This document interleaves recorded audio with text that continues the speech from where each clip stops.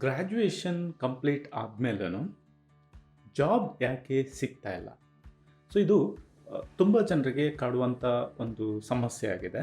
ಅವನು ಇಂಟರ್ವ್ಯೂಸ್ಗಳನ್ನ ಅಟೆಂಡ್ ಆಗ್ತಾ ಇದ್ದಾನೆ, ಬೇಕಾದ ಎಲ್ಲ ಪ್ರಯತ್ನಗಳನ್ನ ಮಾಡ್ತಾ ಇದ್ದಾನೆ, ಬಟ್ ಸ್ಟಿಲ್ ಅವನಿಗೆ ಕೆಲಸ ಸಿಗ್ತಾ ಇಲ್ಲ, ಇಂಟರ್ವ್ಯೂಗಳಲ್ಲಿ ಸೆಲೆಕ್ಷನ್ ಆಗ್ತಾ ಇಲ್ಲ.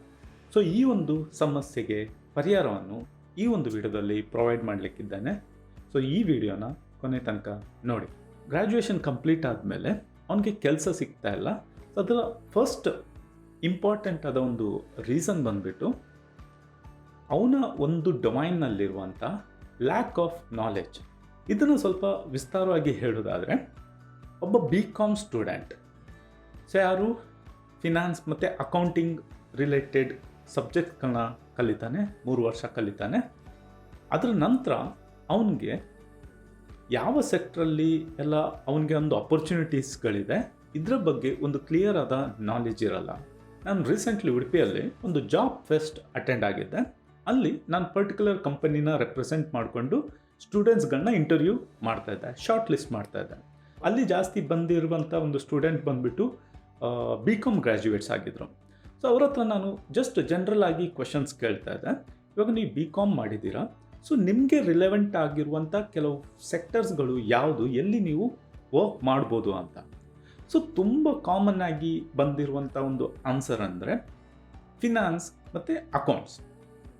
ಇನ್ನೂ ಜಾಸ್ತಿ ಹೇಳೋದಾದರೆ ಬ್ಯಾಂಕಿಂಗ್ ಸೆಕ್ಟರ್ ಅಂತ ಹೇಳ್ತಾಯಿದ್ರು, ಮತ್ತು CA ಈ ರೀತಿ ಹೇಳ್ತಾಯಿದ್ರು. ಇನ್ನೂ ನಾನು ಡೀಟೇಲ್ ಆಗಿ ಫಿನಾನ್ಸಲ್ಲಿ ಏನೆಲ್ಲ ಅಪರ್ಚುನಿಟೀಸ್ಗಳಿದೆ ಕರೆಂಟ್ ಮಾರ್ಕೆಟಲ್ಲಿ ಅಂತ ಕೇಳಿದ್ರೆ ತುಂಬ ಜನರಿಗೆ ಆನ್ಸರ್ ಇರಲಿಲ್ಲ. ಅಂದರೆ ಇವಾಗ ನೀವು ಯಾವುದೇ ಬ್ಯಾಕ್ಗ್ರೌಂಡಿಂದ ಇರ್ಬೋದು, ಯಾವುದೇ ಕ್ವಾಲಿಫಿಕೇಷನಿಂದ ಇರ್ಬೋದು, ನಿಮಗೆ ಕರೆಂಟ್ ಮಾರ್ಕೆಟಲ್ಲಿ ನಿಮ್ಮ ಒಂದು ಸೆಕ್ಟರಲ್ಲಿ ಎಲ್ಲೆಲ್ಲಿ ಜಾಬ್ ಅಪರ್ಚುನಿಟೀಸ್ಗಳಿದೆ, ಯಾವ್ಯಾವ ಸೆಕ್ಟರಲ್ಲಿ ಕರೆಂಟ್ ಮಾರ್ಕೆಟಲ್ಲಿ ಕ್ಯಾರಿಯರ್ ಅಪರ್ಚುನಿಟೀಸ್ಗಳಿದೆ, ಹೈ ಸ್ಕೋಪ್ ಇಂಡಸ್ಟ್ರೀಸ್ಗಳು ಯಾವುದು, ಇದರ ಬಗ್ಗೆ ಒಂದು ಥರೋ ನಾಲೆಜ್ ಇರಬೇಕು. ಸೊ BCom ಆದವರು ಬರೀ ನೀವು CA, CS or else banking ಈ ರೀತಿ ಮಾತ್ರ ಜಾಬ್ ಓಪನಿಂಗ್ಸ್ ಇಲ್ಲ, ನಿಮಗೆ ತುಂಬ ಸೆಕ್ಟ್ರಲ್ಲಿ ಓಪನಿಂಗ್ಸ್ ಇದೆ. ಎಕ್ಸಾಂಪಲ್ಗೆ ಹೇಳೋದಾದರೆ commercial banking, public accounting, financial risk management, investor banking, asset management ಮತ್ತು ಕಾರ್ಪೊರೇಟ್ ಅಕೌಂಟಿಂಗ್ ಈ ರೀತಿ ತುಂಬ ಅಪರ್ಚುನಿಟೀಸ್ಗಳಿದೆ.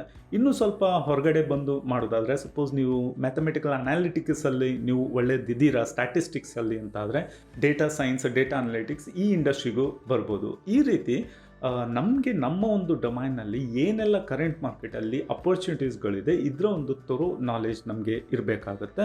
ಸೊ ಇದು ಯಾವುದೇ ಒಬ್ಬ ಗ್ರ್ಯಾಜುಯೇಟ್ ಅವನ ಒಂದು ಇಂಡಸ್ಟ್ರಿಯಲ್ಲಿ ಅವನು ರಿಸರ್ಚ್ ಮಾಡದೇ ಇರುವಂಥದ್ದು ತುಂಬ ದೊಡ್ಡ ಮಿಸ್ಟೇಕ್. ಸೆಕೆಂಡ್ ದೊಡ್ಡ ಮಿಸ್ಟೇಕ್, ಯಾವುದೇ ಒಬ್ಬ ಗ್ರ್ಯಾಜುಯೇಟ್ಗೆ ಗ್ರ್ಯಾಜುಯೇಷನ್ ಕಂಪ್ಲೀಟ್ ಆದಮೇಲೆ ಅವನು ಇಂಟರ್ವ್ಯೂಸ್ಗಳನ್ನ ಅಟೆಂಡ್ ಆಗ್ತಾ ಇದ್ದಾನೆ, ಬಟ್ ಇಂಟರ್ವ್ಯೂಸ್ಗಳಲ್ಲಿ ಅವನು ಸೆಲೆಕ್ಷನ್ ಆಗ್ತಾ ಇಲ್ಲ. ಇದಕ್ಕೆ ಮೇನ್ ಇಂಪಾರ್ಟೆಂಟ್ ರೀಸನ್ ಅಂದರೆ ಅವನು ಬರೀ ಅವನ ಒಂದು ಅಕಾಡೆಮಿಕ್ ಇಯರ್ಸಲ್ಲಿ ಬರೀ ಅವನು ಮಾರ್ಕ್ಸ್ ಮೇಲೆ ಫೋಕಸ್ ಆಗಿರ್ತಾನೆ. ಸೊ ಒಳ್ಳೆ ಮಾರ್ಕ್ಸ್ ತಗೊಂಡ್ರೆ ಮಾತ್ರ ಸಾಕಾಗಲ್ಲ, ನಿಮಗೆ ನಿಮ್ಮ ಒಂದು ಆ ಒಂದು ಇಂಡಸ್ಟ್ರಿಗೆ ಏನೆಲ್ಲ ಸ್ಕಿಲ್ಸ್ಗಳು ಬೇಕು ಅದನ್ನು ನೀವು ಡೆವಲಪ್ ಮಾಡ್ಕೋಬೇಕು. ಸಪೋಸ್ ನೀವು ನೀವು ಗ್ರ್ಯಾಜುಯೇಷನ್ ಟೈಮಲ್ಲಿ ಮಾಡಿಲ್ಲ ಅಂತಾದರೂ ಅಟ್ಲೀಸ್ಟ್ ನೀವು ಒಂದು ಫೈನಲ್ ಇಯರಲ್ಲಿ ಆಗಿರ್ಬೋದು, or else immediate graduation complete ಆದಮೇಲೆ ನಿಮಗೆ ಆ ಒಂದು ಪರ್ಟಿಕ್ಯುಲರ್ ನಿಮ್ಮ ಒಂದು ಸೆಕ್ಟರಲ್ಲಿ ಏನೆಲ್ಲ ಸ್ಕಿಲ್ಸ್ಗಳು ಬೇಕು ಅದನ್ನು ಡೆವಲಪ್ ಮಾಡಲಿಕ್ಕೆ ನೀವು ನೋಡಬೇಕು. ಸೊ ನಾನು ನಿಮಗೆ ಹೇಳೋದಾದರೆ, ನೀವು ಫಸ್ಟ್ ಇಯರಿಂದ ನೀವು ಸ್ಕಿಲ್ ಡೆವಲಪ್ಮೆಂಟ್ ಮೇಲೆ ಫೋಕಸ್ ಮಾಡಬೇಕು. ಎಕ್ಸಾಂಪಲ್ಗೆ ಹೇಳೋದಾದರೆ, ಸಪೋಸ್ ನೀವು ಫಿನಾನ್ಸ್ ಸೆಕ್ಟ್ರಲ್ಲಿ ನೀವು ಜಾಬ್ ಟ್ರೈ ಮಾಡ್ತೀರಂತಾದರೆ ಫಿನಾನ್ಸ್ ರಿಲೇಟೆಡ್ ಬೇಕಾಗಿರುವಂಥ ಕೆಲವು ನಾಲೆಜಸ್ಗಳು, ಎಕ್ಸಾಂಪಲ್ಗೆ ಯಾವ ರೀತಿ GST ಫೈಲಿಂಗ್ ಮಾಡುವಂಥದ್ದು, IT ರಿಟರ್ನ್ಸ್ ಫೈಲಿಂಗ್ ಮಾಡುವಂಥದ್ದು, TDS PF ಕ್ಯಾಲ್ಕುಲೇಷನ್ ಮಾಡುವಂಥದ್ದು, ಅಡ್ವಾನ್ಸ್ ಎಕ್ಸೆಲ್ಲನ್ನು ಕಲಿಯುವಂಥದ್ದು, ಮೇನಾಗಿ ನೀವು ಕಮ್ಯುನಿಕೇಷನ್ ಸ್ಕಿಲ್ ಮೇಲೆ ವರ್ಕ್ ಮಾಡಬೇಕು, ಅನಾಲಿಟಿಕಲ್ ಇಂಟರ್ಪರ್ಸ್ನಲ್ ಸ್ಕಿಲ್ ಮೇಲೆ ವರ್ಕ್ ಮಾಡಬೇಕು. ಇದೆಲ್ಲ ಅದಕ್ಕೆ ರಿಲೇಟ್ ಆಗಿರುವ ಸ್ಕಿಲ್ಸ್ಗಳು. ನೋಡಿ, ನಿಮಗೆ ಕಾಲೇಜಸ್ಗಳಲ್ಲಿ ನಿಮಗೆ ಥಿಯರಿ ಟ್ರೈನಿಂಗ್ ಪ್ರೊವೈಡ್ ಮಾಡ್ತಾರೆ, ಬಟ್ ಒಬ್ಬ ಅಕೌಂಟ್ ಫಿನಾನ್ಸ್ ಬ್ಯಾಕ್ಗ್ರೌಂಡಿಂದ ಬಂದವನು ಅವನಿಗೆ ನೆಕ್ಸ್ಟ್ ಇಂಟರ್ವ್ಯೂ ಅಟೆಂಡ್ ಆಗುವಾಗ ಯಾವ ರೀತಿ ಒಂದು GST ಫೈಲಿಂಗ್ ಮಾಡಬೇಕು ಅನ್ನುವಂಥದ್ದು ನಾಲೆಜ್ ಇರಲ್ಲ. ಸೊ ಈ ಸ್ಕಿಲ್ಗಳನ್ನ ನೀವು ಡೆವಲಪ್ ಮಾಡ್ಕೋಬೇಕು. ಬರೀ ನಿಮ್ಮ ಥಿಯರಿ ಮೇಲೆ ಡಿಪೆಂಡ್ ಆಗದೆ ನೀವು ಪ್ರಾಕ್ಟಿಕಲ್ ಟ್ರೈನಿಂಗ್ನ ತಗೋಬೇಕು.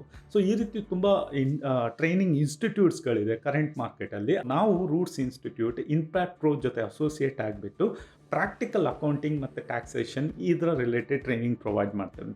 ಸೊ ಇದ್ರ ಬಗ್ಗೆ ಜಾಸ್ತಿ ಇನ್ಫಾರ್ಮೇಷನ್ಸ್ ಬೇಕಿದ್ದರೆ ಸೊ ನೀವು ಡಿಸ್ಕ್ರಿಪ್ಷನಲ್ಲಿ ನಾನು ಕಾಂಟ್ಯಾಕ್ಟ್ ಡೀಟೇಲ್ಸ್ ಹಾಕಿರ್ತೇನೆ, ಸೊ ವೆಬ್ಸೈಟ್ ಅಡ್ರೆಸ್ ಹಾಕಿರ್ತೇನೆ, ನೀವು ಹೋಗಿ ರಿಸರ್ಚ್ ಮಾಡ್ಕೋಬೋದು. ಸೊ ಈ ರೀತಿ ನೀವು ಯಾವುದೇ ಬ್ಯಾಕ್ಗ್ರೌಂಡಿಂದ ಇರ್ಬೋದು, ನೀವು ನೆಕ್ಸ್ಟ್ ಯಾವ ಸೆಕ್ಟ್ರಲ್ಲಿ ವರ್ಕ್ ಮಾಡಲಿಕ್ಕಿದ್ದೀರಾ ಅದಕ್ಕೆ ಯಾವುದೆಲ್ಲ ರಿಲೆವೆಂಟ್ ಸ್ಕಿಲ್ಸ್ಗಳು ಬೇಕಾಗತ್ತೆ ಅದರ ಬಗ್ಗೆ ಥೊರೋವಾಗಿ ರಿಸರ್ಚ್ ಮಾಡ್ಕೊಳ್ಳಿ, ಅದನ್ನು ನೀವು ಡೆವಲಪ್ ಮಾಡ್ಕೊಳ್ಳಿ ನಿಮ್ಮ ಅಕಾಡೆಮಿಕ್ ಇಯರ್ಸಲ್ಲೇ. ನೆಕ್ಸ್ಟ್ ಮೇಯ್ನಾಗಿ ಯಾವುದೇ ಒಬ್ಬ ಗ್ರ್ಯಾಜುಯೇಟ್ಸ್ಗೆ ಜಾಬ್ ಸಿಗಲ್ಲ, ಯಾಕಂತಾದರೆ ಅವನು ಚೇಂಜ್ ಆಗಲಿಕ್ಕೆ ರೆಡಿ ಇರಲ್ಲ, ಆರ್ ಎಲ್ಸ್ ಮಾರ್ಕೆಟ್ಗೆ ಅಡ್ಯಾಪ್ಟ್ ಆಗಲಿಕ್ಕೆ ರೆಡಿ ಇರಲ್ಲ.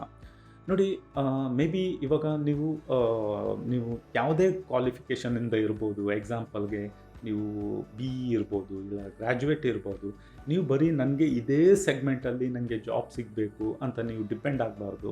ಓಕೆ, ನಿಮಗೆ ಆ್ಯಸ್ ಎ ಇಂಟರ್ನ್ಶಿಪ್ ಅಂತ ನೀವು ತಗೊಳ್ಳಿ, ಇಲ್ಲದಿದ್ದರೆ ನಿಮಗೆ ಯಾವುದೇ ಒಂದು ಇಂಡಸ್ಟ್ರಿಯಲ್ಲಿ ನೀವು ಹೋಗಿ ನಿಮಗೆ ಓಕೆ ಎಲ್ಲಿ ಜಾಬ್ ಆಪರ್ಚುನಿಟಿ ಸಿಗ್ತದೆ ಅಲ್ಲಿ ನೀವು ಜಾಬ್ನ ಮಾಡಿ ಅಲ್ಲಿಂದ ಏನಾದರೂ ಕಲೀಲಿಕ್ಕೆ ಸಿಗುತ್ತೆ. ನೀವು ಯಾವುದೇ ಕ್ವಾಲಿಫಿಕೇಷನಿಂದ ಇರ್ಬೋದು, ಸಪೋಸ್ ನಿಮಗೆ ನಿಮ್ಮ ಸೆಕ್ಟ್ರಲ್ಲಿ ಜಾಬ್ ಸಿಗ್ತಾ ಇಲ್ಲ ಅಂತ ಆದರೆ ನೀವು ಐಡಿಯಲ್ ಆಗಿ ಕೂತ್ಕೊಳ್ಳೋ ಬದಲು ನಿಮಗೆ ಎಲ್ಲಿ ಜಾಬ್ ಸಿಗ್ತದೆ ಅಲ್ಲಿ ಹೋಗಿ ವರ್ಕ್ ಮಾಡಿ. ಸೊ ನಿಮ್ಮ ಮೇನ್ ಟಾರ್ಗೆಟ್ ಓಕೆ ನಿಮ್ಮ ಡೊಮೈನಲ್ಲಿ ಜಾಬ್ ಪಡ್ಕೊಳ್ಳುವಂಥದ್ದು ಆಗಿರಲಿ, ಆದರೆ ನಿಮಗೆ ಓಕೆ ಎಲ್ಲಾದರೂ ಜಾಬ್ ಓಪನಿಂಗ್ ಸಿಕ್ಕಿದೆ, ಅದು ನಿಮ್ಮ ಇಂಡಸ್ಟ್ರಿಗೆ ರಿಲೆವೆಂಟ್ ಆಗಿಲ್ಲ ಅದಿದ್ರೂ ಪರವಾಗಿಲ್ಲ, ನೀವು ಅಲ್ಲಿ ಜಾಬ್ ಮಾಡಿ, ನಿಮ್ಗೆ ಅಲ್ಲಿಂದ ಏನಾದರೂ ಒಂದು ಕಲೀಲಿಕ್ಕೆ ಸಿಗುತ್ತೆ. ಮೇ ಬಿ ನೀವು ಅಲ್ಲಿ ಟೀಮ್ನ ಮ್ಯಾನೇಜ್ಮೆಂಟ್ ಮಾಡ್ತಾ ಇದ್ದೀರಾ ಅಂತಂದರೆ ನಿಮಗೊಂದು ಲೀಡರ್ಶಿಪ್ ಸ್ಕಿಲ್ ಡೆವಲಪ್ ಆಗುತ್ತೆ. ಸಪೋಸ್ ನೀವು BPOದಲ್ಲೇ ಹೋಗಿ ವರ್ಕ್ ಮಾಡ್ತೀರಾ, ಸೊ ತುಂಬ ಗ್ರ್ಯಾಜುಯೇಟ್ಸ್ಗಳು ನಾರ್ಮಲ್ ಆಗಿ ಬ್ಯಾಂಗ್ಳೂರಲ್ಲಿ ಈ ಒಂದು ಅಪರ್ಚುನಿಟಿ ತುಂಬ ಜಾಸ್ತಿ ಇರುತ್ತೆ. ಸೊ ನೀವು ಡೇ ಟೈಮಲ್ಲಿ ಇಂಟರ್ವ್ಯೂಸ್ಗಳನ್ನ ಅಟೆಂಡ್ ಹಾಕ್ಕೊಂಡು ನೈಟಲ್ಲಿ ಯಾವುದಾದ್ರೂ ಕಾಲ್ ಸೆಂಟರ್ BPOಲ್ಲಿ ಹೋಗಿ ವರ್ಕ್ ಮಾಡಿ, ಅಲ್ಲಿ ನಿಮಗೆ ಕಸ್ಟಮರ್ ಜೊತೆ ನೀವು ಇಂಟ್ರ್ಯಾಕ್ಷನ್ ಮಾಡ್ತೀರಾ, ಅಲ್ಲಿ ಒಂದು ಕಮ್ಯುನಿಕೇಷನ್ ಬಿಲ್ಡ್ ಆಗುತ್ತೆ. ಸಪೋಸ್ ನಿಮ್ಮ ಇಂಗ್ಲೀಷ್ ಕಮ್ಯುನಿಕೇಷನ್ ಪೂರ್ ಇದ್ದರೆ ಅಲ್ಲಿ ನೀವು ಇಂಗ್ಲೀಷ್ ಕಮ್ಯುನಿಕೇಷನ್ನ ಡೆವಲಪ್ ಮಾಡ್ಬೋದು. ಮತ್ತು ಆ ಒಂದು ಕಂಪನಿಯಲ್ಲಿ ಯಾವ ರೀತಿ ಮ್ಯಾನೇಜ್ಮೆಂಟ್ ನಡೆಯುತ್ತೆ ಅದೊಂದು ಎಕ್ಸ್ಪೀರಿಯನ್ಸ್ ಸಿಗುತ್ತೆ, ವರ್ಕ್ ಕಲ್ಚರ್ ಯಾವ ರೀತಿ ಇರುತ್ತೆ ಈ ಎಲ್ಲ ಎಕ್ಸ್ಪೀರಿಯನ್ಸ್ ನಿಮಗೆ ಸಿಗುತ್ತೆ. ಸೊ ನೀವು ಚೇಂಜ್ ಆಗಲಿಕ್ಕೆ ರೆಡಿ ಇರಬೇಕು, ತುಂಬ ಅಡಮೆಂಟ್ ಆಗಿರಬಾರ್ದು. ಓಕೆ ನಾನು ಇಂಜಿನಿಯರಿಂಗ್ ಮಾಡಿದ್ದೀನಿ, ನನಗೆ IT ಸೆಕ್ಟ್ರಲ್ಲೇ ಹೋಗಿ ವರ್ಕ್ ಮಾಡಬೇಕು, ನಾನು ಅಕೌಂಟಿಂಗ್ ಸ್ಟೂಡೆಂಟ್, ನನಗೆ ಇಂಡೋರಲ್ಲಿ ಲೈಕ್ ಅಕೌಂಟಿಂಗ್ನ ಮಾತ್ರ ನಾನು ನೋಡ್ಕೊಳ್ತೀನಿ, ಈ ರೀತಿ ಆಗದೆ. ಸೊ ನಿಮ್ಗೆ ಎಲ್ಲಿ ಜಾಬ್ ಆಪರ್ಚುನಿಟಿ ಸಿಗುತ್ತೆ ಅಲ್ಲಿ ವರ್ಕ್ ಮಾಡಿ, time being temporary basis or part time basis or internship ಆಗ್ಬೋದು, ವರ್ಕ್ ಮಾಡಿ, ಅಲ್ಲಿಂದ ಡೆಫಿನೆಟ್ಲಿ ನಿಮಗೆ ಏನಾದರೂ ಕಲಿಯೋಕ್ಕೆ ಸಿಗುತ್ತೆ, ಅದು ಫ್ಯೂಚರಲ್ಲಿ ನಿಮಗೆ ಹೆಲ್ಪ್ ಆಗುತ್ತೆ. ನೋಡಿ, ನಾವು ಯಾವುದನ್ನ ಇವತ್ತು ಕಲಿತೇವೆ ಅದು ಒಂದಲ್ಲ ಒಂದು ದಿವಸ ನಮಗೆ ಡೆಫಿನೆಟ್ಲಿ ಹೆಲ್ಪ್ ಆಗುತ್ತೆ. ಇದು ನನ್ನ ಒಂದು ಎಕ್ಸ್ಪೀರಿಯನ್ಸನ್ನು ನಾನು ಹೇಳ್ತಾ ಇರುವಂಥದ್ದು. ನೆಕ್ಸ್ಟ್ ಮೇನ್ ರೀಸನ್ ಯಾರಿಗೆ ಒಬ್ಬ ಫ್ರೆಷರ್ಗೆ ಜಾಬ್ ಸಿಗಲ್ಲ ಅಂದರೆ ಅವನ ಒಂದು ಕ್ವಾಲಿಫಿಕೇಷನ್, ಅವನ ಒಂದು ಸ್ಕಿಲ್ನ ಬ್ರಾಡ್ಕಾಸ್ಟ್ ಮಾಡಲ್ಲ. ಅಂದರೆ ನಾನು ಈ ರೀತಿ ಗ್ರ್ಯಾಜುಯೇಷನ್ ಕಂಪ್ಲೀಟ್ ಆಗಿದೆ, ನನ್ನ ಹತ್ರ ಈ ಒಂದು ಸ್ಕಿಲ್ ಇದೆ, ನನ್ನ ಹತ್ರ ಈ ಒಂದು ಪೊಟೆನ್ಷಿಯಲ್ ಇದೆ, ನಾನು ಈ ಇಂಡಸ್ಟ್ರಿಯಲ್ಲಿ ಪರ್ಫಾರ್ಮ್ ಮಾಡ್ತೇನೆ ಅಂತ ಹೇಳಿಬಿಟ್ಟು ನೀವು ಬ್ರಾಡ್ಕಾಸ್ಟ್ ಮಾಡಬೇಕು. ನಿಮ್ಮ ಒಂದು ಕಾಂಟ್ಯಾಕ್ಟ್ ಲಿಸ್ಟ್, ನಿಮ್ಮ ಒಂದು ನೆಟ್ವರ್ಕ್ನಲ್ಲಿ ಫ್ಯಾಮಿಲಿ ಇರ್ಬೋದು, ರಿಲೇಟಿವ್ಸ್ ಇರ್ಬೋದು, ಫ್ರೆಂಡ್ಸ್ ಇರ್ಬೋದು, ಸೀನಿಯರ್ಸ್ ಇರ್ಬೋದು, ಎಲ್ಲರನ್ನು ಕಾಂಟ್ಯಾಕ್ಟ್ ಆಗಿ ಅವ್ರಿಗೆ ಇನ್ಫಾರ್ಮ್ ಮಾಡಿ, ನಿಮ್ಮ ರೆಸ್ಯೂಮೆನ ಫಾರ್ವರ್ಡ್ ಮಾಡಿ, ಹೇಳಿ ನಾನು ಈ ಒಂದು ಇಂಡಸ್ಟ್ರಿಯಲ್ಲಿ ಜಾಬ್ ಟ್ರೈ ಮಾಡ್ತಾ ಇದ್ದೇನೆ, ನಿಮ್ಮಿಂದ ಏನಾದರೂ ರೆಫರೆನ್ಸ್ ಸಿಗ್ಬೋದಾ, ಆರ್ಎಲ್ಸ್ ಏನಾದರೂ ಓಪನಿಂಗ್ಸ್ ಇದ್ದರೆ ನಿಮ್ಮ ಕಂಪ್ನಿಯಲ್ಲಿ ಪ್ಲೀಸ್ ನನಗೆ ಇನ್ಫಾರ್ಮ್ ಮಾಡಿ. ಈ ರೀತಿ ನೀವು ಲಿಟ್ರಲಿ ನೀವು ಶೌಟೌಟ್ ಮಾಡಬೇಕು, ನೀವು ಕಿರ್ಚಬೇಕು, ಓಕೆ ನನಗೆ ಜಾಬ್ ಬೇಕು, ನಾನು ವರ್ಕ್ ಮಾಡಲಿಕ್ಕೆ ರೆಡಿ ಇದ್ದೇನೆ. ಈ ರೀತಿ ನೀವು ನಿಮ್ಮ ಒಂದು ನೆಟ್ವರ್ಕ್ನ ನೀವು ಯೂಸ್ ಮಾಡ್ಕೋಬೇಕಾಗುತ್ತೆ. ಸೊ ತುಂಬ ಇವಾಗ ಲಿಂಕ್ಡ್ಇನ್ ಇರ್ಬೋದು, ಇಂಡೀಡ್ ಇರ್ಬೋದು, Naukri.com ಈ ರೀತಿ ತುಂಬ ಜಾಬ್ ಪೋರ್ಟಲ್ಸ್ಗಳಿದೆ, ಅಲ್ಲಿ ಹೋಗಿ ಅಲ್ಲಿ ಆ್ಯಕ್ಟಿವ್ ಆಗಿರಿ, ಅಲ್ಲಿ ನಿಮ್ಮ ಕಾಂಟ್ಯಾಕ್ಟ್ಸ್ನ ಬಿಲ್ಡ್ ಮಾಡಿ, ಕಂಪನಿ HRs ಜೊತೆ ಕಮ್ಯುನಿಕೇಟ್ ಮಾಡಿ, ಅವರನ್ನು ಫಾಲೋ ಮಾಡಿ. ಇದರಿಂದ ಡೆಫಿನೆಟ್ಲಿ ನಿಮಗೆಲ್ಲ ಒಂದಲ್ಲ ಒಂದು ರೀತಿಯಲ್ಲಿ ನಿಮ್ಮ ನೆಟ್ವರ್ಕ್ ಸ್ಟ್ರಾಂಗ್ ಆಗುತ್ತೆ, ನಿಮಗೆ ಡೆಫಿನೆಟ್ ಆಗಿ ಇಂಟರ್ವ್ಯೂಗಳ ಕಾಲ್ಸ್ ಬರುತ್ತೆ. ನೆಕ್ಸ್ಟ್ ದೊಡ್ಡ ಮಿಸ್ಟೇಕ್ ಒಬ್ಬ ಗ್ರ್ಯಾಜುಯೇಟ್ ಮಾಡುವಂಥದ್ದು ಅಂದರೆ ಅವನು ಇಂಟರ್ವ್ಯೂಸ್ಗಳನ್ನ ಅಟೆಂಡ್ ಆಗೋದಿಲ್ಲ. ಮೇಯ್ನ್ ರೀಸನ್ಸ್ ಏನಂದರೆ fear of failure and fear of rejection. ಮೇಯ್ನಾಗಿ ನೀವು ಇಂಟರ್ವ್ಯೂಸ್ಗಳನ್ನ ಜಾಸ್ತಿ ಅಟೆಂಡ್ ಆಗಬೇಕಾಗುತ್ತೆ. So fear of failure, fear of ರಿಜೆಕ್ಷನಿಂದ ಹೊರಗಡೆ ಬನ್ನಿ. ಸಪೋಸ್ ನೀವು ಸೆಲೆಕ್ಷನ್ ಆದರೆ ವೆಲ್ ಆ್ಯಂಡ್ ಗುಡ್, ಸಪೋಸ್ ನೀವು ಸೆಲೆಕ್ಷನ್ ಆಗಿಲ್ಲ ಅಂತ ಆದರೆ ನೀವೊಂದು ಇಂಟರ್ವ್ಯೂನ ಅಟೆಂಡ್ ಮಾಡಿದ ಎಕ್ಸ್ಪೀರಿಯನ್ಸ್ ನಿಮಗೆ ಸಿಗುತ್ತೆ. ಅಲ್ಲಿ HR ಇರ್ಬೋದು, ಯಾವ ರೀತಿ ನಿಮಗೆ ಕ್ವಶನ್ಸ್ಗಳನ್ನ ಕೇಳ್ತಾರೆ, ಸಪೋಸ್ ಟೆಕ್ನಿಕಲ್ ಇಂಟರ್ವ್ಯೂ ಆದರೆ ಅಲ್ಲಿ ಯಾವ ರೀತಿ ಕ್ವಶನ್ಸ್ಗಳು ಕೇಳ್ತಾರೆ, ಆಪ್ಟಿಟ್ಯೂಡ್ ರೌಂಡು, ಗ್ರೂಪ್ ಡಿಸ್ಕಷನ್, ಇದನ್ನೆಲ್ಲ ಅಟೆಂಡ್ ಆಗೋದ್ರಿಂದ ನಿಮ್ಮ ಒಂದು ಎಕ್ಸ್ಪೀರಿಯನ್ಸ್ ಇಂಪ್ರೂವ್ ಆಗುತ್ತೆ. ಸಪೋಸ್ ನೀವು ಸೆಲೆಕ್ಷನ್ ಆಗಿಲ್ಲ ಅಂತಾದರೆ ಅಲ್ಲಿ ಏನು ಮಿಸ್ಟೇಕ್ಸ್ ಮಾಡಿದ್ದೀರಾ ಅದು ನೀವು ಅಕ್ಸೆಪ್ಟ್ ಮಾಡ್ಕೋಬೇಕಾಗತ್ತೆ. ಅದನ್ನು ನೀವು ಇಂಪ್ರೂವೈಸ್ ಮಾಡಿ ನೆಕ್ಸ್ಟ್ ಅಟೆಂಡ್ ಆಗಬೇಕಾಗತ್ತೆ. ನಾವು ಕೆಲವೊಮ್ಮೆ ಪಿ ಯು ಸಿಯಲ್ಲಿ ಯಾವುದೋ ಇನ್ಫ್ಲುಯೆನ್ಸಿಂದ ಯಾರೋ ಹೇಳಿದ ಮಾತು ಕೇಳಿ ನಾವು ಪರ್ಟಿಕ್ಯುಲರ್ ಗ್ರ್ಯಾಜುಯೇಷನ್ನ ಚೂಸ್ ಮಾಡ್ತೇವೆ. ಹಾಗಂತ ಸಪೋಸ್ ನೀವು BCom ಮಾಡಿದರೆ ನೀವು ಫಿನಾನ್ಸಲ್ಲೇ ಹೋಗಬೇಕು, ಇಂಜಿನಿಯರಿಂಗ್ ಮಾಡಿದರೆ ನೀವು ಕೋಡಿಂಗಲ್ಲೇ ಹೋಗಬೇಕು, ಈ ರೀತಿ ಏನೂ ಇಲ್ಲ. ಸಪೋಸ್ ನಿಮ್ಮ ಗ್ರ್ಯಾಜುಯೇಷನ್ ಆದಮೇಲೆ ನೀವೊಂದು ಇಂಟ್ರೋಸ್ಪೆಕ್ಟ್ ಮಾಡ್ಕೊಳ್ಳಿ, ನಿಮ್ಮಲ್ಲಿ ಏನು ಸ್ಕಿಲ್ಸ್ಗಳಿದೆ, ಏನು ಸ್ಟ್ರೆಂತ್ಸ್ಗಳಿದೆ, ಸೊ ನೀವು ಯಾವ ಇಂಡಸ್ಟ್ರಿಯಲ್ಲಿ ನೀವು ಒಳ್ಳೆಯದಾಗಿ ಪರ್ಫಾರ್ಮ್ ಮಾಡ್ಬೋದು ನೀವು ನೋಡಿ. ಇವಾಗದು ಇಂಡಸ್ಟ್ರಿಯಲ್ಲಿ ಯಾವುದೇ ರೀತಿಯ ಜಾಬ್ನ ಒಂದು ಕೊರತೆ ಇಲ್ಲ. ಜಸ್ಟ್ ಏನಂದರೆ ನಾವು ಚೇಂಜ್ ಆಗಲಿಕ್ಕೆ ರೆಡಿ ಇರಬೇಕು, ನಾವು ನಮ್ಮನ್ನು ಅಕ್ಸೆಪ್ಟ್ ಮಾಡಲಿಕ್ಕೆ ರೆಡಿ ಇರಬೇಕು, ನಮ್ಮ ಒಂದು ಈಗೋನ ಸೈಡ್ಗೆ ಇಟ್ಟು ನಾವು ವರ್ಕ್ ಮಾಡಲಿಕ್ಕೆ ರೆಡಿ ಇರಬೇಕು.